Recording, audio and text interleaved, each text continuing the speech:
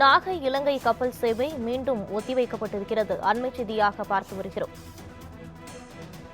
நாளை கப்பல் போக்குவரத்து தொடங்கப்பட உள்ளதாக அறிவிக்கப்பட்ட நிலையில் மீண்டும் ஒத்திவைக்கப்பட்டிருக்கிறது. போக்குவரத்து சேவை தேதி பின்னர் அறிவிக்கப்படும் எனவும் தெரிவிக்கப்பட்டிருக்கிறது. இது தொடர்பான கூடுதல் விவரங்களை வழங்குவதற்காக செய்தியாளர் மூர்த்தி இணைப்பில் இருக்கிறார். வணக்கம் மூர்த்தி, விவரங்களை பதிவு பண்ணலாம். வணக்கம் வினிதா. நாகப்பட்டினம் காங்கேசன் பயணிகள் கப்பல் சேவை போக்குவரத்து நாளை தொடங்கும் என அறிவித்திருந்த நிலையில் தவிர்க்க முடியாத கடல் போக்குவரத்து விதி மற்றும் காலநிலை மாற்றம் காரணமாக இன்று தேதி குறிப்பிடாமல் ஒத்திவைக்கப்பட்டுள்ளது. இதனால் முன்பதிவு செய்த பயணிகள் ஏமாற்றமடைந்துள்ளனர். நாகப்பட்டினம் துறைமுகத்திலிருந்து இலங்கை காங்கேசன் துறைமுகம் வரை பயணிகள் கப்பல் சேவை மே 13ஆம் தேதி இயக்கப்படும் என அறிவித்திருந்த நிலையில் கப்பல் இயக்குவதற்கான அனுமதி மற்றும் நாகைக்கு கப்பல் வருகையின் தாமதம் காரணமாக கப்பல் சேவை துவங்குவதில் திட்டமிட்ட தேதியில் கப்பலை இயக்குவதில் சிக்கல் ஏற்பட்டுள்ளது.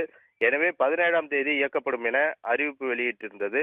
இந்த நிலையில் இன்று மீண்டும் திடீர் அறிவிப்பு ஒன்று அறிவித்துள்ளது.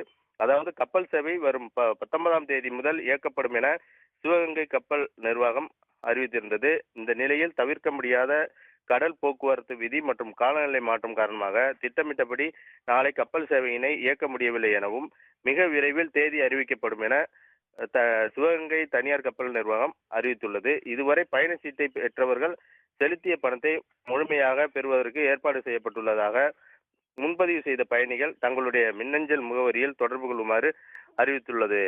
வினிதா,